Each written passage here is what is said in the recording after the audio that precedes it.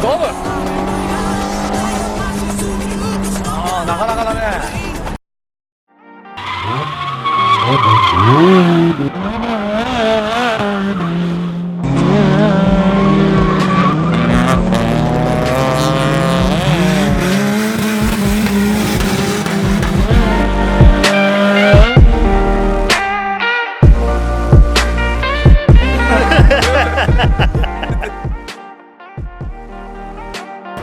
What's your name? My name is Missy. Felix. My name is Lorenzo Renojo. Rick. Travis. Where are you from? I'm from the Bay Area. What car do you drive? I drive a Nissan 240 SX. I drive this 1991 Nissan 240SX.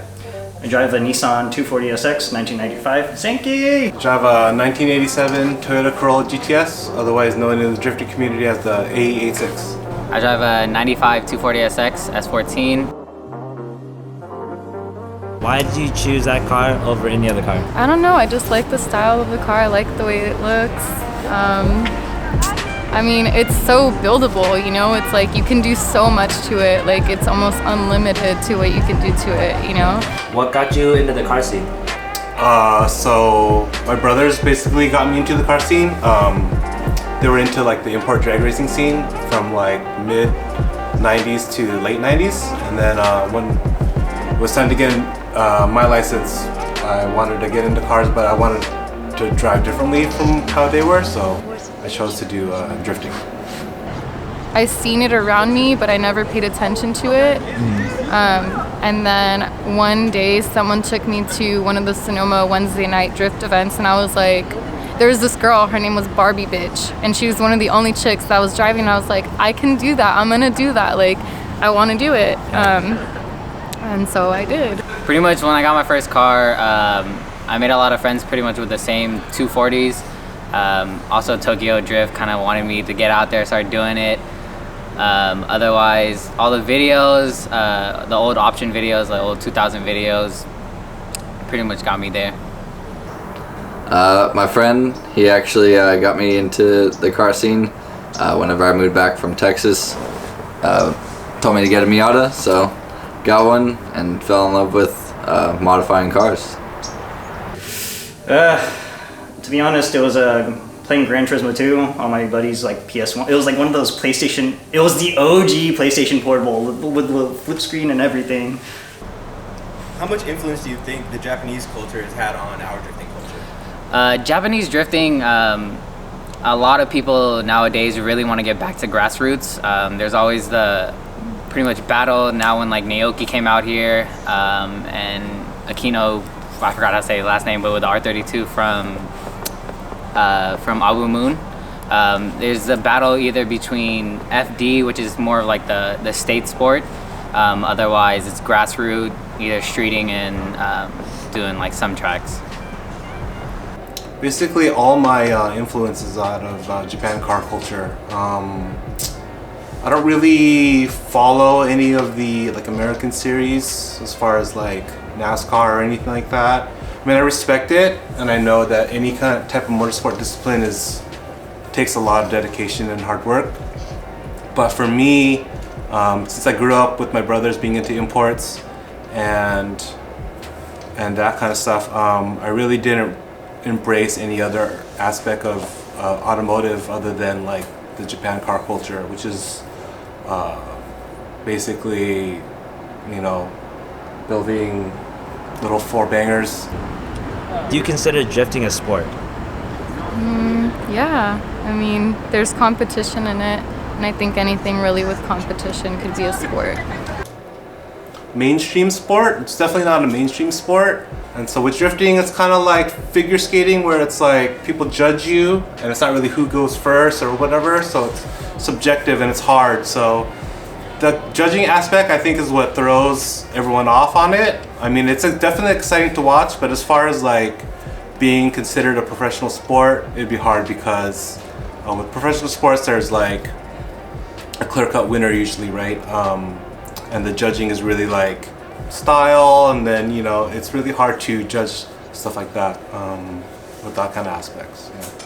I think drifting's a sport. Of course, there's a professional Formula D, Pro 1, Pro 2, and then Pro-Am series. But pretty much with any sport, you need to put a lot of practice into it. You have to have the right mindset going into it. So when it comes to drifting, you have to kind of be in the zone where you want to either try something new, practice something over and over again, pretty much until you get it perfected. Have you ever entered into a drift event? I've only gone to 3 events where I've participated, non-competition or anything. It's just go, drive, get seat time, practice, whatever. Yeah, I've entered about 12 or 13 drift events so far. Ooh, when I first started driving, I actually was keeping, because I was only driving at Sonoma, and every time they give you like a little wristband, and I was writing the dates and what event that was for me. I haven't done like a Sonoma event in a while, and then after that I've only been doing Thunder Hill, so I want to say maybe only 15, 16 times. I started drifting in 2003, and I've been to events probably like more than I can even remember. When I was competing professionally in Pro-Am, I did close to like 8 events a year, including practices.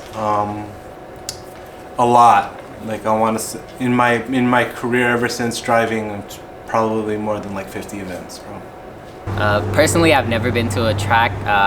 Trying to get to out 1-to-1 in 2018, but I've always kept it street. Back in Japan, it's always a lot of toge. There's a lot of people going in the middle of the night, and that's something I've always been chasing. It's a little bit more exciting because you don't know if you're gonna get caught. You don't know what's gonna happen, and you're just stuck out there on the road. Do you think California is supportive of the drifting community? California is not supportive with motorsports at all.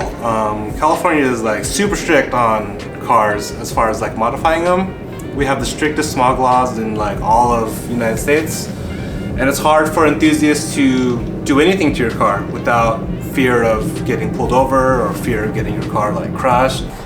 California, they've been cracking down on it a lot recently. There's a lot of cars getting impounded, but otherwise they've been making their regulations for tracks like a little bit better. And the only thing that if you get caught on the street, you either get a 50-50 where they'll let you go, they just tell you not to come back again, or it could be on the harsher end where they just impound your car and you get a stay ref and everything like that. What do you consider the ratio of female to male drifters? Well, every time I'm out there, there's at least maybe like 30 cars out there, and there's maybe me and one other girl out there. A sea of dicks. I'd say maybe like 30% female drifters, 70% male drifters. There's actually a lot of people like Leah Pritchard, I forgot to say her last name, but she's in the Hoonigans with that C33. But yeah, a lot of people are coming out now. Actually, I have a lot of good friends that are female drifters.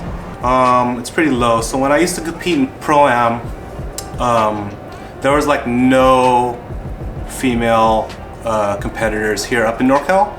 And then when I went to Southern California, there were significantly more. I want to say maybe like a handful, maybe like 4 or 5.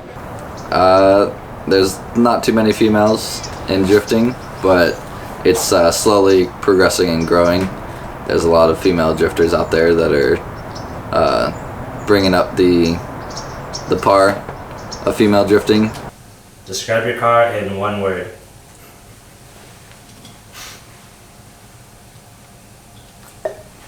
Broken. Trooper. Pain. Missile, just because of how beat it up it is. Bitches. Why bitches? Because you don't get any with these cars.